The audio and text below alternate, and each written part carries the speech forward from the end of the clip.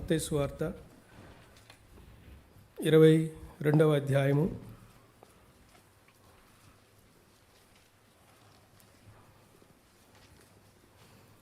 42 నుండి 46 వచనములు అందరము కలిసి చదువుకుంటున్నాం. మత్తయి సువార్త 22:42 నుంచి 46. క్రీస్తును గూర్చి మీకేమి తోచున్నది? ఆయన ఎవని కుమారుడని అడిగాను. వారు ఆయన దావీదు కుమారుడని చెప్పిరి.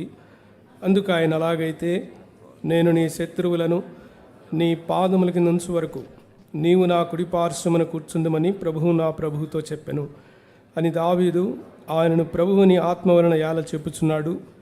దావీదు ఆయనను ప్రభువని చెప్పినడలా ఆయన ఎలాగో అతని కుమారుడగనని వారిని అడుగుగా ఎవడునూ మారుమాట చెప్పలేకపోయేది.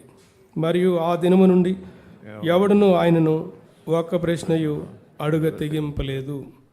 కొరింథీయులకు రాసిన మొదటి పత్రిక 11:26 వచనము అందరము కలిసి చదువుకుంటున్నాం.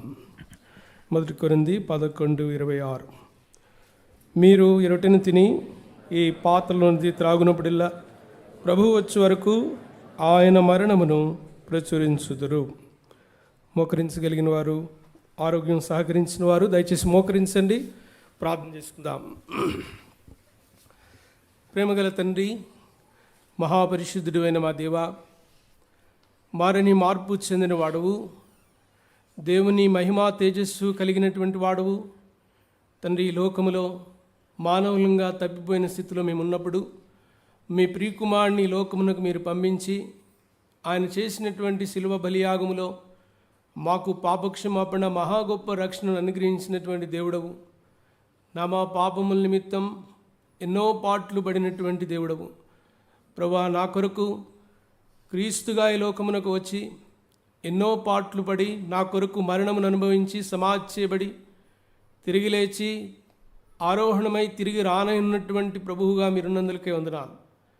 కొంత సమయం మీ లేఖన భాగం మేము ధ్యానించుకుని ఈ వాక్యపు వెలుగులో మా వ్యక్తిగత జీవితాలను మేము పరీక్షించుకుని మీరు మాకు అనుగ్రహించినటువంటి పరిశుద్ధమైనటువంటి బలలో మీరు కోరిన విధానంలో మేము పాలు పొందుటకు మీరే మాకు సహాయం చేయవలసిందిగా ప్రార్థిస్తున్నాం. మీ స్వరం మరలా వినాలని మీ వాక్యం చుట్టూరు చేరి వచ్చున్నాం. మీరే మాతో మాట్లాడండి. మీరు మాట్లాడకపోతే మేమేం పొందలేం ప్రభువా. మీరు అనుగ్రహిస్తే కానీ మేమేమి తీసుకోలేం. కావున తండ్రి, మీరు అనుగ్రహించి మీ మాటలను ఇక్కడి నుంచి మేము తీసుకువెళ్ళడానికి, హృదయాల్లో కలిగి ఉండడానికి, మీరు కోరినటువంటి జీవితాలతో మేము జీవించడానికి మీరే మాకు సహాయం చేయమని, ఈ సమయాన్ని దీవెనకరంగా చేయమని యేసుక్రీస్తు ప్రభు వారి నామమున ప్రార్థించి అడిగి వేడుకొంచున్నాము తండ్రి. ఆమేన్.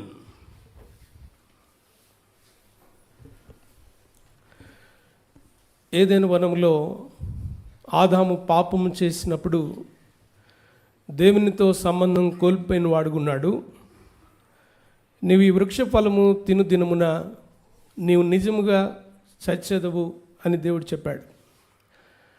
అయితే ఆజ్ఞాతిక్రమమే పాపము కాబట్టి ఆజ్ఞను అతిక్రమించిన వెంటనే ఆదాము భౌతికంగా చనిపోలేదు, కానీ ఆత్మీయంగా చనిపోతూ వచ్చాడు. తర్వాత ఆదాము సంతానమైనటువంటి సకల మానవాళి దేవుణ్ణి వెతికేటువంటి ప్రయత్నంలో మనుషులు తమ సొంత దేవతలను తయారు చేసుకుంటూ వచ్చారు. చెట్టుని చూస్తే దేవుడు అనుకుంటున్నాడు మానవుడు, సూర్యుడిని చూస్తే దేవుడు అనుకుంటున్నాడు, నీళ్లను చూస్తే దేవుడు అనుకుంటున్నాడు, పుట్టను చూస్తే దేవుడు అనుకుంటున్నాడు, రాయిని చూస్తే దేవుడు అనుకుంటున్నాడు. మానవ జ్ఞానంతో దేవుణ్ణి తెలుసుకోలేము, దేవుణ్ణి కలుసుకోలేము. దేవుడు అర్థం కాడు. మానవునికి దేవుడు అర్థం కాలేదు కాబట్టే మానవుడు తన సొంత ప్రయత్నాలతో అనేకమైనటువంటి దేవుణ్ణి చేసేసుకుంటూ వచ్చాడు. అది మనం చూస్తాం. అయితే దేవుణ్ణి గురించినటువంటి ఎరుక ఆది కాండములోనే మనం చూడవచ్చు. తన కుమారుణ్ణి ఈ లోకమునకు పంపించుట ద్వారా దేవుడైన యేసుక్రీస్తు ప్రభువారి లోకమునకు వచ్చుట ద్వారా ఆయన మన కొరకు సిలువలో ప్రాణం పెట్టుట ద్వారా శిలువ కార్యము పరిశుద్ధమైన, నిర్దోషమైన, నిష్కళంకమైన, పవిత్రమైన ఆ రక్తం మానవులందరి కొరకు, పాపక్షమాపణ కొరకు చిందింపబడినటువంటి ఆ రక్తమును ఎందరైతే విశ్వసిస్తారో, ఎందరైతే కావాలని కోరుకుంటారో, ఎందరి హృదయాలను కడుక్కుంటారో అట్టివారు దేవునితో సంబంధం కలిగినటువంటి వారుగా మార్చబడతారు. అయితే ఈ మధ్యాహ్న కాల సమయం దేవుని ఆలయంలో కనబడుతున్నటువంటి మీరు దేవునితో ఆ సంబంధంలోనికి వచ్చి ఉన్నారా? పాపక్షమాపణ అనుభవంలోనికి వచ్చి ఉన్నారా? మీ హృదయం ప్రభు రక్తంతో కడగబడినటువంటి అనుభవం కలిగినటువంటి వారిగా ఇక్కడ కూర్చున్నారా? లేక వారము కదా, ఆదివారం సెలవు దినమని ఏదో క్యాజువల్గా వచ్చి కూర్చుని వెళ్ళిపోతున్నటువంటి వారు ఉన్నారా? చాలాసార్లు వాక్యం చెప్తున్నప్పుడు ఇక్కడ నుంచి గమనిస్తే జడ్జిల మీద కూర్చున్నట్టు ఉంటుంది. జడ్జెస్ మార్కులు వేస్తుంటారు. మీలో కొందరు మార్కులు వేసేవారు ఉంటారు. ఇప్పుడు మార్కులు వేసేటువంటి సమయం కాదు ఇది. వాక్యం అందించబడుతున్నప్పుడు మార్కులు వేయడానికి కాదు వాక్యం ఇవ్వబడుతుంది, మారు మనస్సు పొందడానికి వాక్యం ఇవ్వబడుతుంది. కాబట్టి వాక్యం ఎలా ఉంది, బాగుందా బాగోలేదా, అది కాదు ప్రాముఖ్యమైనది. విన్నటువంటి వాక్యం, దేవుడు అనుగ్రహించినటువంటి వచనం, వాక్యం మన జీవితాల్లో ఎంత కార్యం చేసింది, వాక్యాన్ని పట్టుకుని దేవుని ఆలయం నుంచి మనం వెళ్తున్నామా లేదా అనేటువంటిది ప్రాముఖ్యమైనటువంటి విషయం. మానవుడు పాపమును ద్వారా దేవునితో సంబంధం కోల్పోయాడు. దేవుని బుద్ధి జ్ఞానములను ఎరగలేనటువంటి స్థితిలోనికి వెళ్ళిపోయాడు. దేవుని ఆత్మ సంగతులు మనుష్య జ్ఞానమునకు అంతుపట్టవు, మనుష్య ఆత్మకు తెలియవు. కొరింథీ మొదటి పత్రిక 2వ అధ్యాయం 11వ వచనం. ఒక మనుష్యుని సంగతులు అతనిలో ఉన్న మనుష్యాత్మకే కానీ మనుష్యుల్లో మరి ఎవనికి నీ తెలియను, అలాగే దేవుని సంగతులు దేవుని ఆత్మకే కానీ మరి ఎవనికి తెలియవు. ఆత్మ 15వ వచనం. ఆత్మ సంబంధి అయిన వాడు అన్నిటినీ వివేచించును కానీ అతడు ఎవని చేతనైనను వివేచింపబడడు. కాబట్టి బోధించబడుతున్నటువంటి ఆత్మ సంబంధమైనటువంటి విషయాలు మీరు అర్థం చేసుకోవాలంటే నా భాష సరిపోదు, నేను చెప్పేటువంటి మాటలు సరిపోవు. పరిశుద్ధాత్మ దేవుని యొక్క కార్యం మీ అంతరంగములో బోధించబడుతున్నటువంటి వాక్యం మీకు బయలుపరిస్తేనే కానీ మీకు అర్థం కాదు. మానవుని యొక్క మాటలు దేవుని యొక్క మర్మాలను, దేవుని సత్యాలను, దేవుని బుద్ధి జ్ఞానములను, ఆయన సంపదను వివరించలేవు. కాబట్టి కూర్చున్నటువంటి మీరు ఏ ప్రార్థనలో ఉండాలంటే ఆత్మ దేవుని యొక్క పరిచర్య నాలో ఇప్పుడు జరిగించండి అనేటువంటి దృక్పథంతో మీరు ఇక్కడ కూర్చుని ఉండాలి. అందుకొరకే మానవుడు దేవుణ్ణి ఎరగలేనటువంటి స్థితిలో అనేక యుగాలు, సంవత్సరాలు గడిచిపోతున్నాయి.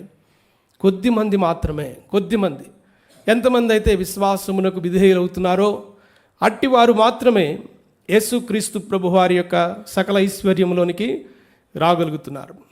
మనం ఆరాధనలో 22:42లో చదివింది ఏంటంటే, క్రీస్తును గురించి మీకు ఏమీ తోచుచున్నది. కాబట్టి క్రీస్తును కలిగి ఉన్నటువంటి మనం, యేసుక్రీస్తు ప్రభువారిని కలిగి ఉన్నటువంటి మనం, త్రిత్వములో 2వ వారైనటువంటి ఆ ప్రభువును మన వ్యక్తిగత ప్రభువుగా, నా ప్రభువుగా చెప్పగలుగుతున్నటువంటి మనం యేసుక్రీస్తు ప్రభువారిని కలిగి ఉండడంలో ఉండేటువంటి ఆశీర్వాదాలు ఏంటి అనేటువంటి కొన్ని విషయాలు మనం బల్లలో, పరిశుద్ధమైనటువంటి బల్లలో పాలు పొందకు మునుపు కొన్ని మాటలు దేవుని యొక్క లేఖనాల్లో నుండి చూద్దాం. ఆరాధనలో కొన్ని ఆశీర్వాదాలు చూసాం. ఆ ఆశీర్వాదాలు అనుభవం కలిగినటువంటి వారమే ప్రభువును మనం ఆరాధించాం. అయితే బల్లను సమీపిస్తున్నటువంటి మనం ఆ ఆశీర్వాదాలను ఎంతగా వినియోగించుకుంటున్నామో, ఆ ఆశీర్వాదాల్లో ఎంతగా నడుస్తున్నామో గమనించుకొని మనల్ని మనం పరీక్ష చేసుకుని అప్పుడు ప్రభు బలలో దిద్దుబాటు కలిగి ఉండి మనం ప్రభు బలను ఆశ్రయిస్తాం. యోహాను సువార్త 17వ అధ్యాయం 3వ వచనం అందరికీ పరిచయం ఉన్నటువంటి వచనమే. యోహాను 17:3 అందరము కలిసి చదువుతున్నాం. అద్వితీయ సత్యదేవుడవైన నిన్నును నీవు పంపిన యేసుక్రీస్తును ఎరుగుటియే నిత్య జీవం. నిత్య జీవం అంటే చాలాసార్లు మనం చనిపోయిన తర్వాత ఉండేటువంటి జీవితము అది నిత్య జీవితము అని అనుకుంటాం. కానీ నిత్య జీవం అనేటువంటిది it is a quality in God. దేవునిలో ఉన్నటువంటి గుణలక్షణం. ఆయన యుగయుగములు సజీవుడు, ఆయనకు ఆదియు అంతము లేనిటువంటి వాడు. ఆయనలో మనము క్రీస్తునందు ఆశీర్వదించబడినటువంటి మనకు, ఆయన ఎరిగినటువంటి వారమై ఉన్నటువంటి మనకు, ఆయన ఇస్తున్నటువంటి ఆశీర్వాదములో ప్రప్రదమైనది ఏమిటంటే, మీరు ఆయన నిత్య జీవమును కలిగి ఉన్నటువంటి వారుగా. చనిపోయిన తర్వాత ప్రారంభమయ్యేది కాదు నిత్య జీవితం. ఆయన కలిగి ఉన్నప్పటి నుంచే ప్రారంభమయ్యేటువంటిది నిత్య జీవితం.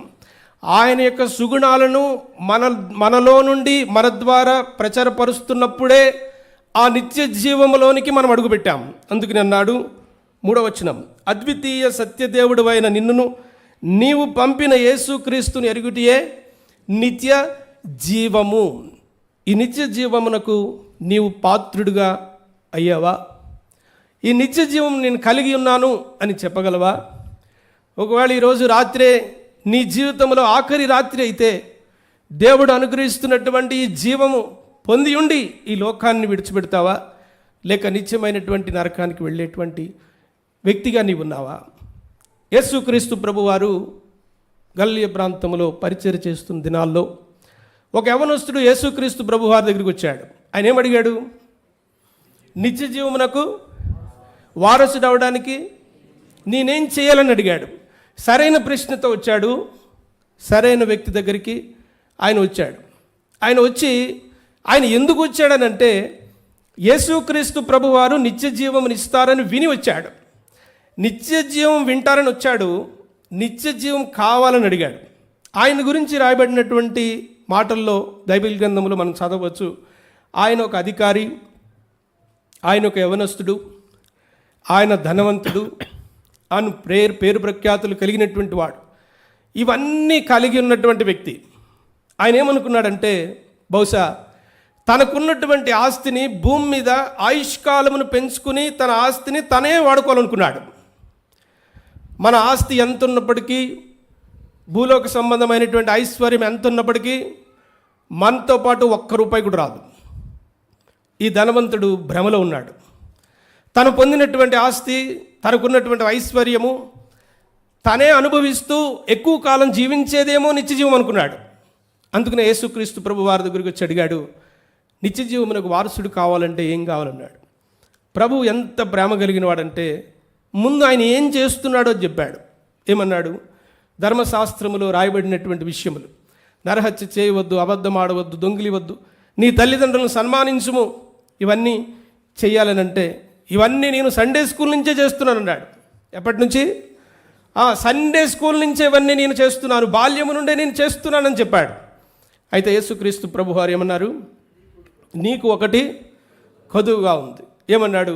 నీ ఆస్తి అమ్మి బీదలకు ఇచ్చి నీవు వచ్చి నన్ను వెంబడించు. అతడు మిగిలిన ఆస్తి కలిగేవాడు కనుక ఆ మాటకు వెసినపడి ఆయన దగ్గర నుంచి వెళ్ళిపోయాడు. నిత్య జీవం అనుగ్రహించేటువంటి యేసుక్రీస్తు ప్రభువారి దగ్గర నుంచి దాన్ని పొందకుండా వెళ్ళిపోయాడు. ఎంత దుఃఖం! ప్రభువు అనుగ్రహిస్తున్నటువంటి మాటలు దేవుని ఆలయంలో వినబడుతున్నప్పటికీ ఈ నిత్య జీవను పొందకుండా నీవు కూడా వెళ్ళిపోతే వేర్ విల్ యూ ల్యాండ్? ఎక్కడ నీ గమ్యం? 1 యోహాను పత్రిక 5వ అధ్యాయం 9 నుంచి 12 వచనాలు చదువుదామండి. 1 యోహాను 5, 9 నుంచి 12 వచనాలు.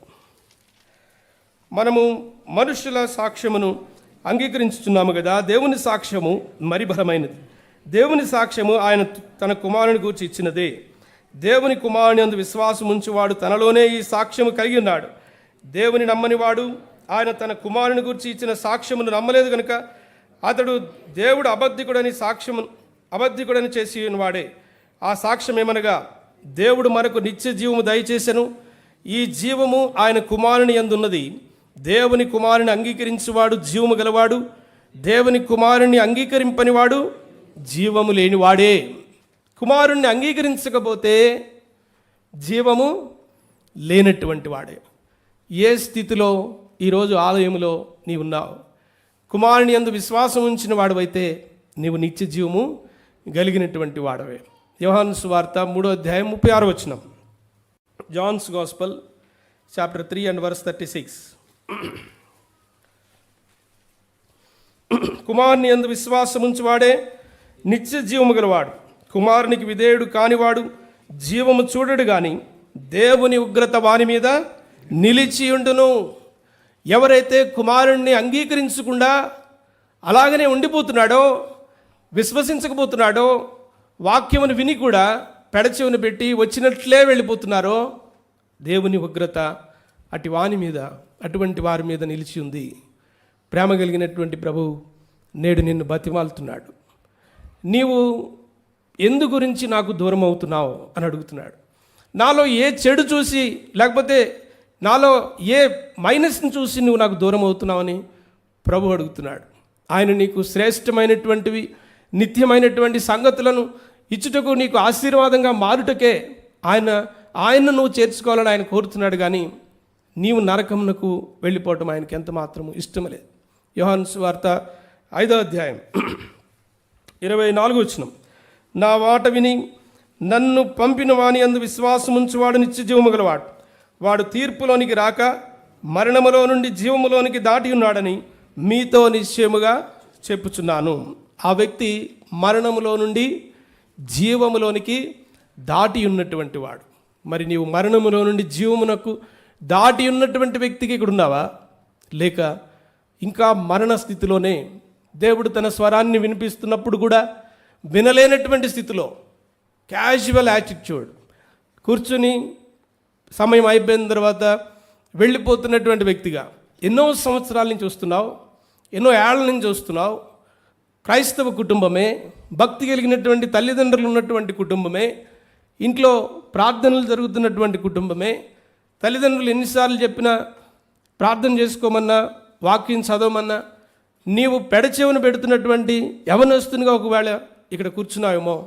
ప్రేమ కలిగినటువంటి ప్రభు అంటున్నాడు, తన్ను పంపిన వాని యందు విశ్వాసం ఉంచువాడు నిత్య జీవము కలిగినటువంటి వాడు. ఈ నిత్య జీవం మనకివ్వటకు ప్రభు అయినటువంటి యేసుక్రీస్తు వారు, ఆయన మన నిమిత్తమై పాట్లు పడినటువంటి వాడు. సామెతల గ్రంథం 27వ అధ్యాయం 20వ వచనంలో రాయబడింది, నరుని ఆత్మ యెహోవా పెట్టినటువంటి దీపం. నరుని ఆత్మ యెహోవా పెట్టినటువంటి దీపం. మరి ఈ దీపం వెలిగించబడినటువంటి స్థితిలో ఉన్నదా? ఆరిపోయినటువంటి స్థితిలో ఉందా? క్షమించండి, సామెతలు 20వ అధ్యాయం 27వ వచనం, క్షమించండి 20వ అధ్యాయం 27వ వచనం. నరుని ఆత్మ యెహోవా పెట్టినటువంటి దీపం. ఈ దీపము ఆరిపోయినటువంటి స్థితిలో ఉందా, లేక వెలిగించబడుతున్నటువంటి స్థితిలో ఉందా? ఉదాహరణకు చూడండి, ఒక క్యాండిల్ ఉందనుకోండి. ఆరిపోయినటువంటి ఒక క్యాండిల్ వెలుగుని ఏమాత్రం కూడా ఇవ్వలేదు. అయితే వెలుగుతున్నటువంటి ఒక క్యాండిల్ని తీసుకొచ్చి దీనికి టచ్ చేస్తే మాత్రం ఏమవుతుంది? వెంటనే ఈ క్యాండిల్ వెలుగుతుంది. వెలుగుతున్నటువంటి వాడు జీవము కలిగినటువంటి యేసుక్రీస్తు ప్రభువారిని హృదయములో చేర్చుకున్నట్టు ద్వారా నీ యొక్క దీపం వెలిగించబడుతుంది.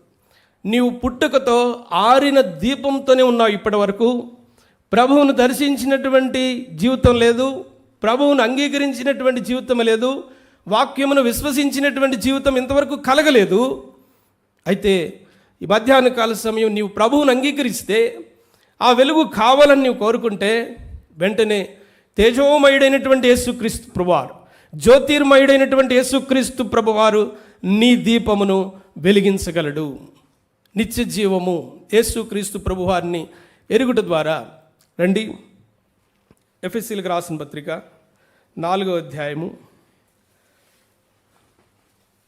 ఎఫెసీయులకు రాసిన పత్రిక 4వ అధ్యాయం 20 నుండి 24 వచనాలు అందరము కలిసి చదువుతాం.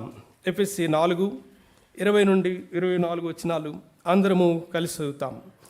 అయితే మీరు యేసును గూర్చి విని ఆయన యందలి సత్యము ఉన్నది ఉన్నట్టుగానే ఆయన యందు ఉపదేశింపబడిన వారైంటిలా మీరు అలాగూ క్రీస్తుని నేర్చుకున్న వారు కారు.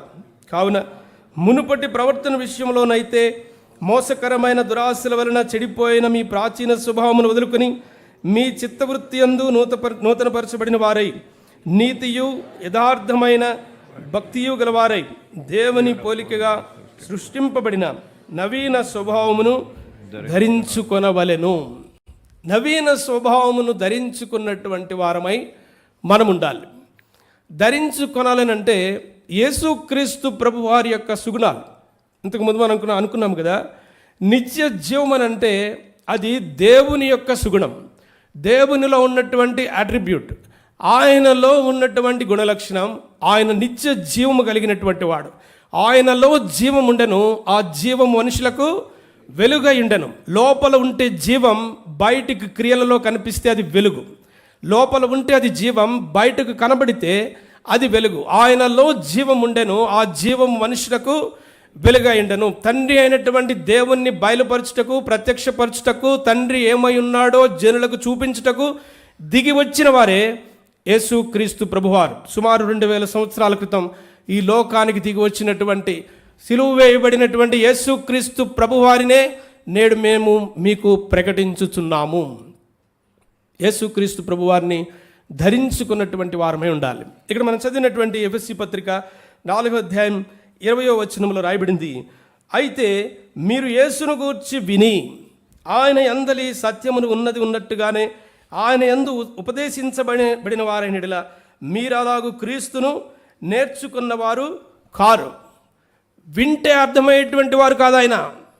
యేసుక్రీస్తు ప్రభువారిని గురించి నువ్వు వింటున్నావు, వింటే అర్థమయ్యేటువంటి వాడు కాదు ఆయన. ఆయన్ను వ్యక్తిగతంగా ఎరిగితేనే ఆయన్ను మనం అర్థం చేసుకోగలం. ఇప్పుడు గాంధీ గారు ఉన్నారనుకోండి, గాంధీ గారు ఏం చేశారు? మీలో ఎంతమంది చూశారు గాంధీ గారిని? ఏమండి, అక్కడ కూడా అవుతున్నారు. గాంధీ గారిని మనం ఎవరు చూడలేదు. గాంధీ గారు ఏం చేశారో, ఆయన ఏం ఉప్పు సత్యాగ్రహం చేశారో, ఏం చేశారో చేయాలంటే ఏం చేయాలి? మనం పుస్తకాల్లో ఆయన్ని చదవాలి. పుస్తకాల్లో చదివితే గాంధీ గారు ఏం చేశారో అర్థమవుతుంది. మరి యేసుక్రీస్తు ప్రభువారిని తెలుసుకోవాలనంటే పుస్తకాలు చదివితే కుదరదు. గాంధీ గారు చనిపోయాడు కాబట్టి ఆయన్ని మనం పుస్తకాల్లో చదువుతున్నాం. But our Christ is alive. యేసుక్రీస్తు ప్రభువారు సజీవుడు. ఆయన్ని మనం పుస్తకాల్లో విని కొంత మట్టుకే నేర్చుకోగలం. యేసుక్రీస్తు ప్రభువారిని వ్యక్తిగతంగా కలిగి ఉన్నప్పుడు మాత్రమే ఆయన్ను మనం అర్థం చేసుకోగలం. ఒక వ్యక్తిని మనం అర్థం చేసుకోవాలంటే ఏం చేయాలి? సహవాసం చేయాలి. సహవాసం చేయాలంటే ఆయనతో ఫ్రెండ్షిప్ చేయాలి, ఆయనతో మనం కలిసి ఉండాలి. ఒక్కొక్కప్పుడు కొందరు సిస్టర్స్ అంటే క్రీస్తునందు ప్రేమను బట్టి సరదాగా మాట్లాడుతుంటారు. వాళ్ళు ఏమంటారంటే, ప్రసాద్ చూడు మీ అన్న ఇట్లా చేస్తున్నాడు అట్లా చేస్తున్నాడు అని సరదాగానే చెప్తారు. ఆ ఊరుకోండక్క, అన్నని గురించి మీరు అట్లా అంటారేంటి అని మేము సరదాగా అన్నాం అనుకోండి. వెంటనే సిస్టర్ ఏమంటారు, నీకు తెలీదు ఆయనతో కాపురం చేసేది నేను, నీకు ఆయన గురించి తెలియదు అంటది. మనం చర్చిలో చూస్తున్నాం, సరదాగా బయట చూస్తున్నాం, పరిచర్కి వెళ్ళినప్పుడు చూస్తున్నాం, ప్రైజ్ ది లార్డ్ వరకు తెలుస్తున్నాడు. అందుకు మనకు ఇన్ అండ్ అవుట్ తెలియట్లేదు. కాకపోతే ఆయనతో దివారాత్రులు సహవాసం చేస్తున్నటువంటి సహోదరికి ఆయన ఎటువంటి వాడో తెలుసు. కాబట్టి యేసుక్రీస్తు ప్రభువారితో మనకు ఆయన అర్థం కావాలంటే విని నేర్చుకోగలిగిన వాడు కాదు ఆయన. వింటే సరిపోదు, ఆయనతో అన్యూన్యమైనటువంటి సహవాసములో వస్తే మాత్రమే ఆయన్ను మనం అర్థం చేసుకోగలం. ఈ మధ్యాహ్న కాల సమయం ఆయనతో అన్యూన్య సహవాసములోనికి మనము వచ్చి ఉన్నామా లేదా? మనము వచ్చి ఉన్నామా లేదా?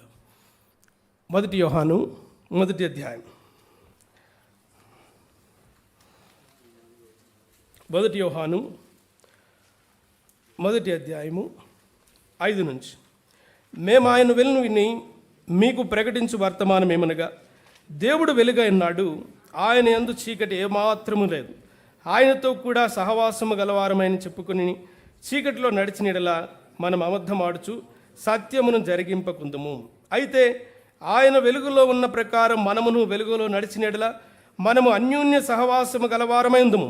అప్పుడు ఆయన కుమారుడైన యేసు రక్తము ప్రతి పాపము నుండి మనలను పవిత్రులుగా చేయును.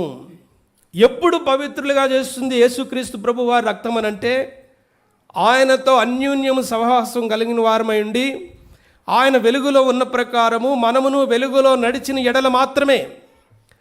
వెలుగు సమస్తమును ప్రత్యక్షపరుస్తుంది, బయలుపరుస్తుంది, ఏమున్నదో విషయం తెలియపరుస్తుంది.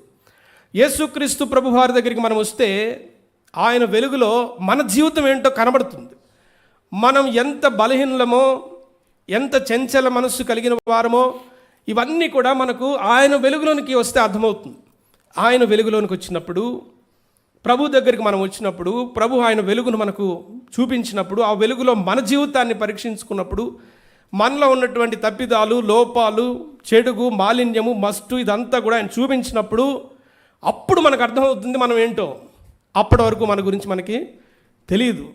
మనమే గొప్పవారం అనుకుంటాం, మనమే అన్నీ తెలుసున్న వారం అనుకుంటాం, మనమే వాక్యం చెప్పగలిగిన వారం అనుకుంటాం, మనమే పాటలు పాడగలిగిన వారం అనుకుంటాం, మనమే వాయిద్యములు వాయించగలిగిన వారం అనుకుంటాం, మనం సండే స్కూల్ టీచర్స్ అనుకుంటాం. మనం ప్రభువు దగ్గరకు వచ్చేంత వరకు, ఆ వెలుగు దగ్గరికి మనం వచ్చేంత వరకు మనమేంటో మనకు అర్థం కాదు. మనమేంటో మనం గొప్పవారమని అనుకుంటున్నామంటే ఒక్క రుజువు ఏంటంటే వెలుగు యొద్దకు మనము పూర్తిగా రాలేదు. వెలుగు దగ్గరకు వస్తే అర్థమవుతుంది. రండి, ఎఫెసీ పత్రిక 5వ అధ్యాయం 13వ వచనం. సమస్తమును ఖండింపబడి వెలుగు చేత ప్రత్యక్షపరచబడును, ప్రత్యక్షపరచబడినది ఏదో అది వెలుగే కదా. కాబట్టి సమస్తమును ఖండించబడి వెలుగు చేత ప్రత్యక్షపరచబడును, ప్రత్యక్షపరచునది ఏదో అది వెలుగే కదా. మన జీవితాలు ప్రభు దగ్గర తీసుకొచ్చినప్పుడు, ఆ వెలుగు దగ్గరికి తీసుకొచ్చినప్పుడు మనల్ని ఖండించేటువంటి వాడు ఆయన, మనల్ని దిద్దుబాటులోనికి వచ్చి ప్రభువును వెంబడించాలని కోరుతున్నటువంటి వాడు ఆయన. ఆ వెలుగు యొద్దకు మనం రాకపోతే, వెలుగును సమీపించకపోతే, ఆయనతో అన్యోన్యం సహవాస గలవారమై ఉండకపోతే మన జీవితాలు ఆయన యొక్క వెలుగులో పరీక్షించబడవు. ప్రభు బలలో పాలు పొందక మునుపు మన జీవితాలు ఆయన వెలుగులో ఉన్న ప్రకారం మనమును వెలుగులో నడిచిన యెడల ఆయనతో అన్యోన్య సహవాసము గలవారమై ఉందము. అప్పుడు ఆయన కుమారుడైన యేసు రక్తం ప్రతి పాపము నుండి మనల్ని కడిగి పవిత్రులుగా చేస్తుంది. ఆయన వెలుగులో ఉన్నటువంటి వాడు, ఆ వెలుగును, ఆయన వెలుగులో మనం నడిచినప్పుడే మన నిజస్థితి ఏమిటో మనకు కనబడుతుంది. మత్తయి సువార్త మనం చదివినటువంటి లేఖన భాగమే. మత్తయి సువార్త 22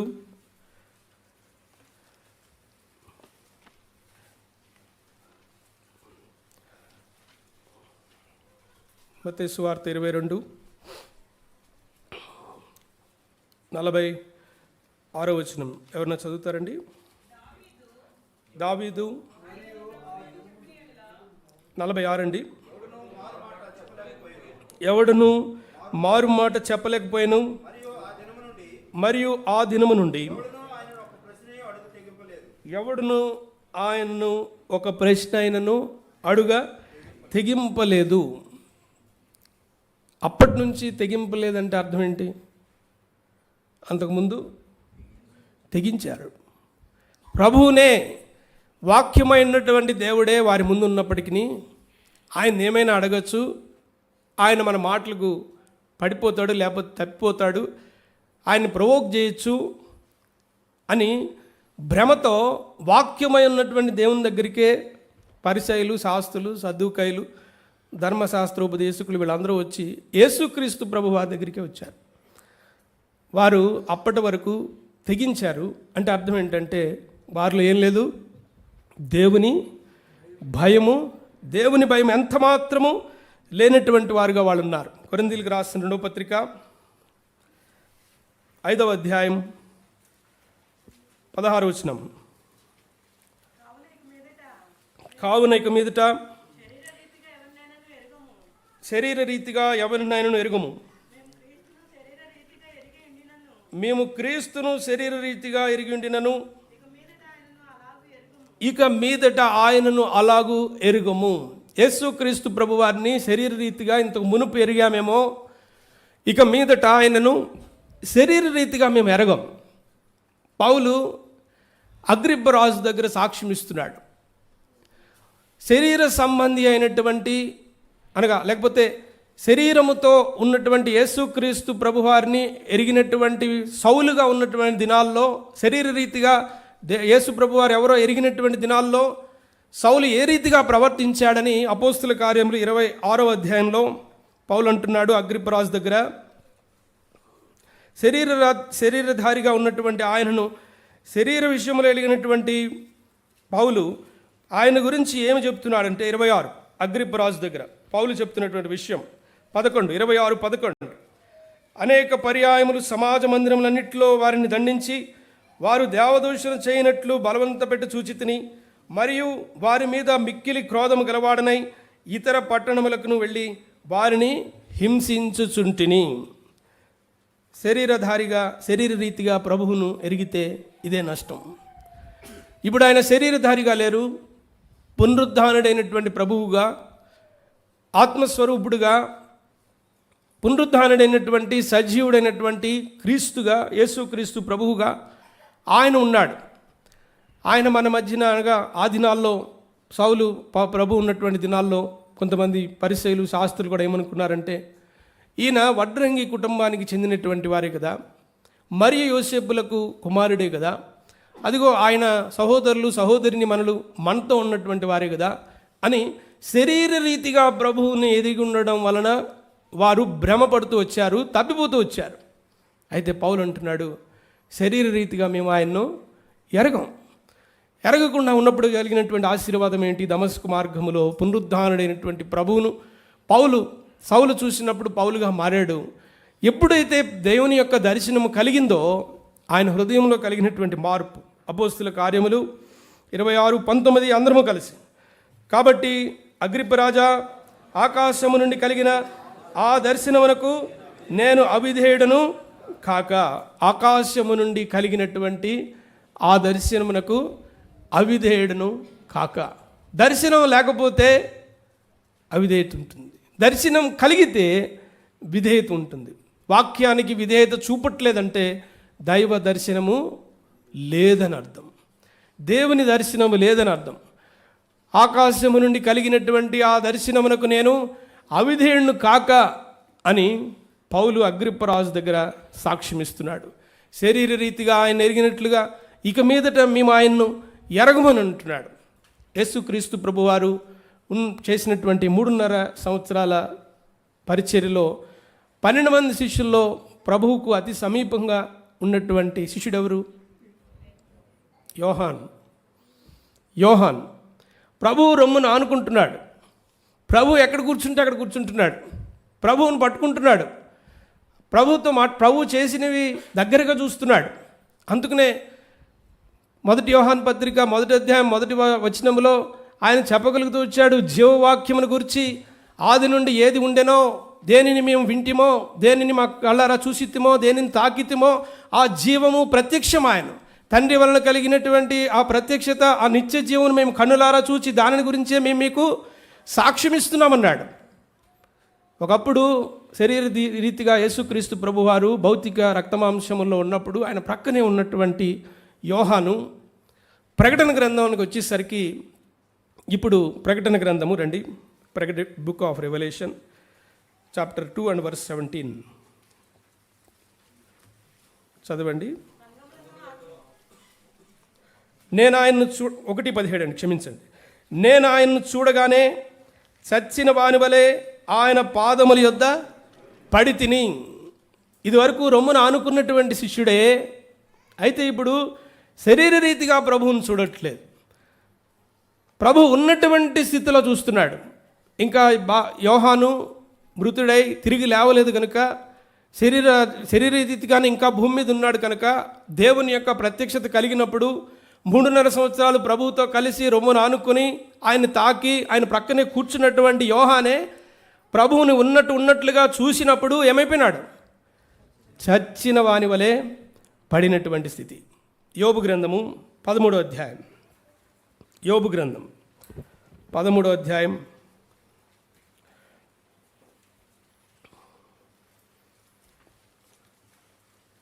15 నుంచి 17 వచనాలు. యోబు గ్రంథం 13వ అధ్యాయం 15 నుంచి 17 వచనాలు. ఇదిగో ఆయన నన్ను చంపినను నేను ఆయన కొరకు కనిపెట్టుచున్నాను, ఆయన సన్నిధిని నా ప్రవర్తన న్యాయమని రుజువుపడుతును, ఇది నాకు రక్షణార్థమైనదగును. భక్తిహీనుడు ఆయన సన్నిధిని రాతెగింపడు.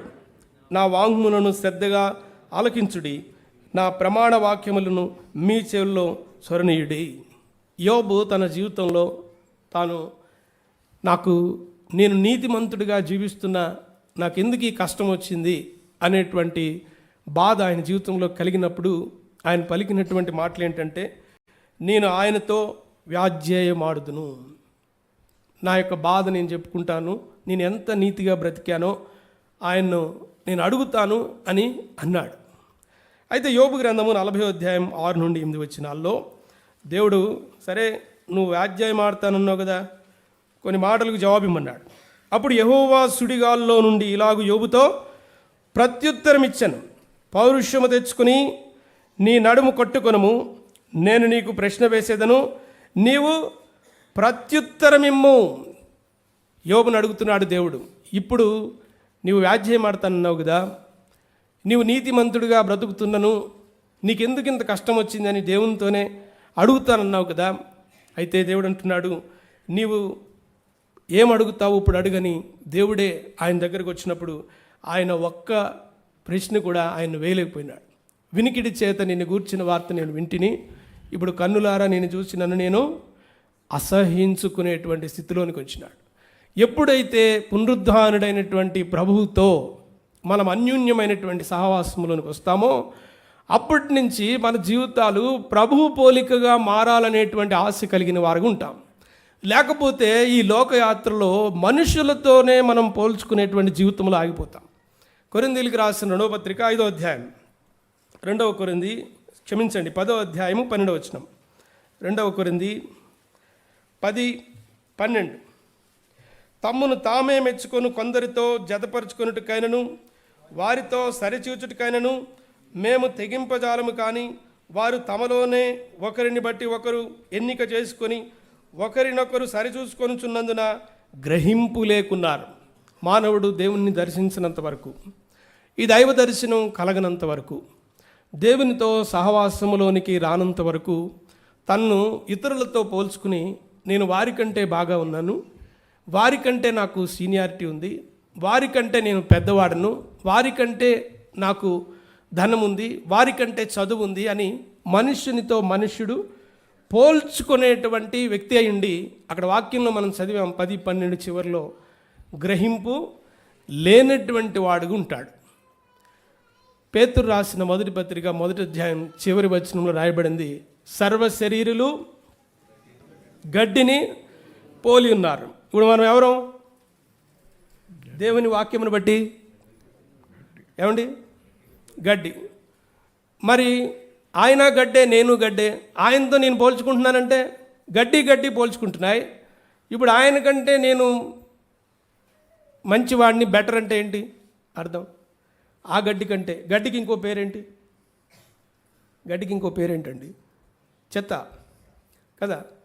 ఒక చెత్తతో ఇంకో చెత్త పోల్చుకుంటూ ఆ చెత్త కంటే నేను బెటర్ చెత్తను అంటుంటే ఏమిటిది? ఏమండి? ఆ చెత్త కంటే నేనే బెటర్ చెత్త అంటుంటే ఎంతకాలం ఇంకా సర్వ శరీరులు గడ్డిని పోలిన వారు, వారి అందమంతయు గడ్డి పువ్వు వలె ఉంది, పువ్వు ఎండును, గడ్డి ఎండును, పువ్వు రాలును. అయితే ప్రభు వాక్యం ఎల్లప్పుడూ నిలిచి ఉండేటువంటి వాక్యం. యేసుక్రీస్తు ప్రభు వారితో మన జీవితాలు పోల్చుకోలే కానీ గడ్డిని పోలినటువంటి మనుషునితో మనం పోల్చుకోకూడదు.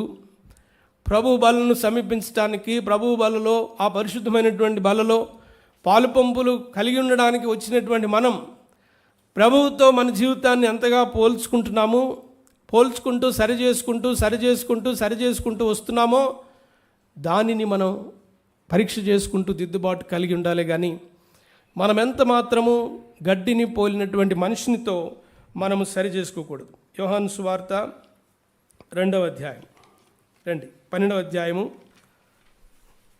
యోహాను సువార్త 12వ అధ్యాయం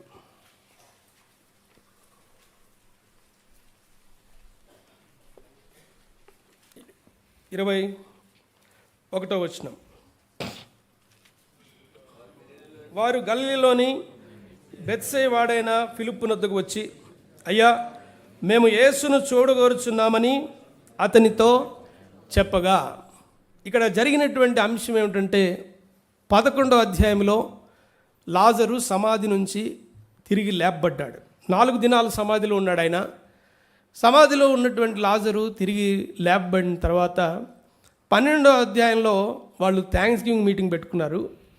థ్యాంక్స్ గివింగ్ మీటింగ్ పెట్టుకుంటే యేసుక్రీస్తు ప్రభువారిని చూడడానికి మాత్రమే కాదు కానీ చనిపోయి తిరిగి లేచినటువంటి అనగా తిరిగి లేపబడినటువంటి లాజర్ను కూడా చూడాలని అనేక మంది ఆ ఇంటికి వచ్చి అది చూసినట్లుగా మనం 12వ అధ్యాయం ప్రారంభ వచనాల్లో చదువుతాం. అయితే ఇక్కడ జరిగినటువంటి విషయం ఏంటంటే యోహాను సువార్త 12వ అధ్యాయంలో 17వ వచనం, ఆయన లాజరును సమాధిలో నుండి పిలిచి మృతుల్లో నుండి అతను లేపినప్పుడు ఆయనతో కూడా ఉండిన జనులు సాక్ష్యమిచ్చిరి. అందుచేత ఆయన ఆ సూచక క్రియ చేసినని జనులు విని ఆయనను ఎదుర్కొనబోయిరి. మన మధ్యనున్నటువంటి ఒక ఆయన చనిపోయినటువంటి ఒక వ్యక్తినే తిరిగి లేపాడే, ఎవరైనా ఈయన మేము చూడాలి, కలుసుకోవాలి, ఈయన ప్రామినెంట్ పర్సన్ అనుకున్నారు, ఆయన కలవాలనుకున్నారు, ఆయన ఏం చేస్తాడో ఇంకా చూడాలనుకున్నాడు. చనిపోయిన వాడినే తిరిగి లేపాడే ఈయన ఎవరు తెలుసుకోవాలని అక్కడ ఉన్నటువంటి కొందరు అనుకున్నారు. 19వ వచనం, కావున పరిసయ్యులు ఒకరితో ఒకరు మన ప్రయత్నం ఎట్లు నిష్ప్రయోజనమైపోయినవో చూడి, ఇదిగో లోకము ఆయన వెంట పోతున్నదని చెప్పారు. 20వ వచనం, ఆ పండుగలో ఆరాధింపవచ్చిన వారిలో కొందరు గ్రీసు దేశస్థులు ఉండిరి. ఆ గ్రీసు దేశస్థులలో కొందరు యేసుక్రీస్తు ప్రభు వారిని కలుసుకోవాలని వచ్చి మేము యేసును చూడగోరుచున్నామని అక్కడ చెప్పారు. యేసును చూడగోరుతున్నాము, ఆయన మాకు కల్పించండి, మేము కలిసి వెళతామని అన్నప్పుడు ఫిలిప్పు వచ్చి యేసుక్రీస్తు ప్రభు వారితో సంగతి చెప్పినప్పుడు యేసుక్రీస్తు ప్రభు వారు ఏమన్నారు? అందుకు యేసు 23 వారితో ఇట్లనను, మనుష్య కుమారుడు మహిమ పొందవలసిన గడియ వచ్చి ఉన్నది. గోధుమ గింజ భూమిలో పడి సావకుండి నెడల అది ఒంటిగానే ఉండును, అది చచ్చి నెడల విస్తారముగా ఫలించును. వారేమో ప్రభువును చూస్తామని వచ్చారు. ఇప్పుడు ప్రభు ఏం చెప్పాలి? కొంచెంసేపు వెయిట్ చేయమని చెప్పాలి, లేకపోతే తర్వాత రమ్మని చెప్పాలి, లేకపోతే పిలవమని చెప్పాలి. కానీ ప్రభు మరణాన్ని గురించి మాట్లాడుతున్నారు. ఆ మరణం దేవునికి మహిమను తెస్తుంది అని మాట్లాడుతున్నారు. ఏమన్నారు? 22లో 23లో, అందుకు యేసు వారితో ఇట్లను, మనుష్య కుమారుడు మహిమ పొందవలసినటువంటి గడియ వచ్చి ఉంది. గోధుమ గింజ భూమిలో పడి చావకుండా ఉంటే అది ఒంటిగానే ఉండిపోతుంది, అది చచ్చినడెలా విస్తారముగా ఫలించును. కాబట్టి చనిపోవడాన్ని గురించి ప్రభువు మాట్లాడుతున్నాడు. వీరు చనిపోయినటువంటి వాడు బ్రతికించబడ్డాడు, ఆయన్ను చూడ్డానికి వీళ్ళు వచ్చారు. అది ఆశ్చర్యం కాదు. బతికున్నటువంటి వాడు యేసుక్రీస్తు ప్రభువు కొరకు ఎంతమంది చనిపోతున్నారో అది ఆశ్చర్యం. చనిపోయినటువంటి వ్యక్తికి తర్వాత ప్రాణం వచ్చింది, లాజరు కొన్ని దినాలు ఉన్నాడు, తర్వాత చనిపోయాడు. అది ఆశ్చర్యం కాదు. ఆశ్చర్యకరమైనటువంటి విషయం ఏమిటంటే బ్రతికున్నటువంటి వ్యక్తి క్రీస్తు కొరకు ఎన్నిసార్లు చనిపోతున్నాడు. అది ప్రాముఖ్యమైనటువంటి వ్యక్తి. అది ప్రాముఖ్యమైనటువంటి విషయం. యేసుక్రీస్తు ప్రభు వారికి చెప్పాలని ఉద్దేశించి వారితో అంటున్నటువంటి మాట ఏమిటంటే 24 గోధుమ గింజ భూమిలో పడి సావకుండి నెడల అది ఒంటిగా ఉండును, అది చచ్చి నెడల విస్తారముగా ఫలించును. ప్రభు బలలో పాలు పొందడానికి వచ్చినటువంటి మన జీవితాల్లో ప్రభు కొరకు ఎన్నిసార్లు చచ్చిపోయినటువంటి వారు ఉన్నాము. దేవుని మహిమ కొరకు ఎన్నిసార్లు చనిపోయినటువంటి వారు ఉన్నాం. మన మీద మనం చేయనటువంటి నేరం మోపబడితే ఇంకా అసలు పట్టుకోలేం. మనం ఇంకా గట్టిగా మాట్లాడటము, వేరే మాటలు కూడా మాట్లాడేటువంటి స్థితిలో ఉంటుంటాం. ప్రభు అడుగుతున్నాడు, నీవు నా విషయమై ఎన్నిసార్లు చచ్చిపోతూ వచ్చావు? నీవు చనిపోయినటువంటి లాజరు తిరిగి లేపబడ్డం అది ఆశ్చర్యం కాదు. యేసుక్రీస్తు ప్రభు వారిలో బ్రతికున్నటువంటి నీవు, ప్రభు జీవాన్ని పొందినటువంటి నీవు, ఆయన కొరకు ఈ లోకములో ఆయన మహిమ కొరకు ఎన్నిసార్లు నీవు చచ్చిపోతున్నావని ప్రభు అడుగుతూస్తున్నాడు. మార్కు సువార్త 15వ అధ్యాయం 4వ వచనం. పిలాతు ఆయన్ను చూచి, మరల నీవు ఉత్తరమేమియు చెప్పువా? యేసుక్రీస్తు ప్రభువారు పిలాతు దగ్గర తేబడినప్పుడు ఆయన మీద అనేకమైనటువంటి నేరాలు మోపబడ్డాయి. ఎన్ని నేరాలు మోపబడినా ఆయన చేయనటువంటి నేరాలు కూడా మోపబడి ఆయన మీద దాడి చేస్తున్నప్పుడు, అనేకమైనటువంటి నేరాలు మోపబడుతున్నప్పుడు యేసుక్రీస్తు ప్రభువారు పిలాతు ముందు ఎలా ఉన్నారు? మౌనంగా ఉన్నాం. నా జీవితంలో, మీ జీవితంలో ఎన్నిసార్లు మనం ఎదుటివారు మన మీద నింద మోపినప్పుడు ఎన్నిసార్లు మనం నోరు తెరిచినటువంటి వారుగా ఉంటున్నాం. ఆయన జీవము, ఆ జీవము మనుషులకు వెలుగైంది. లోపలుంటే జీవం అని చెప్పుకున్నాం, అది బయటకు వస్తే వెలుగు. మనుష్యులు మీ సత్క్రియలు చూసి పరలోకమందున్నటువంటి మీ దేవుణ్ణి మహిమపరిచినట్లు వారి ఎదుట మీ వెలుగు ప్రకాశింపనీయుడి. సత్క్రియలు = వెలుగు. క్రియలు దేవుని వెలుగును ప్రచురింపజేస్తాయి. నువ్వు లోపల జీవం కలిగిన వాడని చెప్తే బాహ్యంగా దేవుని క్రియలు చేసేటువంటి వాడుగా ఉండాలి. లోపల జరిగినటువంటి కార్యాన్ని బాహ్యంగా చూపించేదే దేవుని యొక్క వెలుగు. యేసుక్రీస్తు ప్రభువారు పిలాతు దగ్గర 15:4 ఆయన ఒక్క మాట అయినను బదులు చెప్పలేదు. అనేకమైనటువంటి నేరాలు మోపారు, అనేకమైనటువంటి నిందలు మోపారు. ఆయన చేయనటువంటివి, చెప్పనటువంటివి మోపి ఆయన ఎలాగైనా మరణశిక్షకు అప్పగించాలని ప్రయత్నించారు. ధర్మశాస్త్ర విషయమై ఆయనలో నింద మోపాలని ప్రయత్నించారు. అది వీలు కానప్పుడు అబద్ధ సాక్ష్యాలను పెట్టారు. ఎవరిని పెట్టారు? అబద్ధపు సాక్ష్యం. అబద్ధపు సాక్ష్యము చెప్పేటువంటి వారు కూడా ఉంటారు. అబద్ధపు సాక్ష్యము వలన ఆయన్ని ఇరుకును పెట్టాలని చూసినప్పుడు కూడా ఇది అబద్ధ సాక్ష్యము, నేను అలా చేయలేదని చెప్పలేదు. కానీ యేసుక్రీస్తు ప్రభువారు మౌనముగా ఉన్నారు. తర్వాత పిలాతు 15, ఇదే మార్కు సువార్త 15:44 పిలాతు ఆయన ఇంతలోనే చనిపోయినా అని ఆశ్చర్యపడి, శిలువ మీద యేసుక్రీస్తు ప్రభువారు మన నిమిత్తమై ప్రాణం పెడుతున్నటువంటి ఆ సమయంలో ఆయన తన యొక్క ఆత్మను అప్పగించి తండ్రికి తాను మన కొరకు తలవాల్చి మరణించారు. ఇరు ప్రక్కలు ఉన్నటువంటి దొంగలు ఇంకా చనిపోలేదు కాబట్టి 6 గంటలు దాటక మునిపే శిలువ మీద ఎవరు ఉండకూడదు కాబట్టి వారి ధర్మశాస్త్ర ప్రకారం శిలువ మీద వేలాడుతున్నటువంటి వ్యక్తులు కాళ్ళు విరగ్గొట్టి వాళ్ళు అలాగూ చనిపోయిన తర్వాత శిలువ మీద నుంచి దించాలని కోరుతారు. అయితే సైనికులు వచ్చి చూసినప్పుడు 2 దొంగలు కూడా ఇంకా కొట్టుకుంటున్నారు. అంటే ఆ ప్రాణంతో బాధతో ఉంటున్నప్పుడు సైనికుడు వాళ్ళు కాళ్ళు విరిచాడు. ఆ బాధతో శిలువ మీద వేలాడుతూ వాళ్ళు చనిపోయారు. అయితే యేసుక్రీస్తు ప్రభువారి దగ్గరికి వచ్చినప్పుడు ఆయన అప్పటికే చనిపోయి ఉన్నాడు. చనిపోయి ఉన్నటువంటి వారికి ఇప్పుడు ఆయన కాళ్ళు విరగొట్టడానికి వీల్లేదు. ఎందుకంటే లేఖనానుసారం దేవునికి బలిగా అర్పించబడినటువంటి ఏ గొర్రె పిల్ల యొక్క ఒక్క ఎముక కూడా విరగబడ్డానికి వీల్లేదు. ధర్మశాస్త్రం లేఖనమును అనుసరించి ఆయన ఎముకలన్నీ కూడా అలాగనే ఉన్నాయి. అయితే అవి స్థానం తప్పాయి, ఆయన బాధను భరించాడు. కానీ ఒక్క ఎముక కూడా విరిగిపోలేదు. విరిగిపోతే అది దేవునికి అంగీకారమైనటువంటి బలియాగము కాదు. ఆయన ఒక్క ఎముక కూడా విరగొట్టబడకుండా ఆయన దేహము శిలువ మీద తలవాల్చి ఆయన ఆత్మను అప్పగించినప్పుడు, ఆయన మన నిమిత్తమై ప్రాణం పెట్టినటువంటి ప్రభువుగా ఉన్నప్పుడు ఇంత త్వరగా, అంటే సైనికులు వచ్చి పిలాతుకు చెప్తే పిలాతు మళ్ళీ అడిగి ఉంటాడు, ఏమిటి ఇంత త్వరగా చనిపోయినాడా, ఇంత త్వరగా ఆయన చనిపోయాడా అని. పిలాతు ఆయన్ను విడుదల చేయాలని ఎంతో ఆశ కలిగి ఉన్నాడు. ఆయన విడుదల చేయలేకపోయాడు. అనేకమైనటువంటి నేరాలు ఆయన మీద మోపబడినప్పుడు నేరుగానే అడిగాడు, ఇదిగో నీ మీద ఇన్ని నేరాలు మోపుతున్నాయి కదా, నువ్వు నోరు తెరిచి మాట్లాడవా అని అడిగితే ఆయన నోరు తెరిచి ఏం మాట్లాడలేదు. మరలా పిలాతు ఏమన్నాడంటే ఇంకా టెన్షన్ తట్టుకోలేక, నిన్ను విడుదల చేయడానికి నాకు అధికారం ఉంది, నిన్ను మరణశిక్షకు అప్పగించడానికి కూడా నాకు అధికారం ఉందని అంటే, యేసుక్రీస్తు ప్రభువారు పైనుండి నీకు అధికారం అనుగ్రహించబడకపోతే నా మీద నీకు ఏ అధికారం లేదని యేసుక్రీస్తు ప్రభువారు చెప్పారు. పైనుండి అనుగ్రహింపబడకపోతే, పైనుండి ఇవ్వకపోతే, దేవుడు ఇవ్వకపోతే, తండ్రి అనుమతించకపోతే నా మీద నీకు ఏ అధికారం లేదని చెప్పాడు. మన జీవితాల్లో కూడా పైనుండి అధికారం ఇవ్వబడకపోతే, పైనుండి ఏది ఇవ్వకపోతే అది మన జీవితాల్లో సంభవించదు అని యేసుక్రీస్తు ప్రభువారు ఇచ్చినటువంటి సాక్ష్యం మన జీవితాల్లో కూడా మనం ఇవ్వగలిగినటువంటి ఆత్మీయ స్థితిలోనికి ఎదగాలని ప్రభువు కోరుతూ ఉన్నాడు. 15:44 మార్కు సువార్తలో ఆయన ఇంతలోనే చనిపోయాడు. మనం రక్షించబడి ఎంతకాలం అయింది? చచ్చామా ఇప్పటికైనా?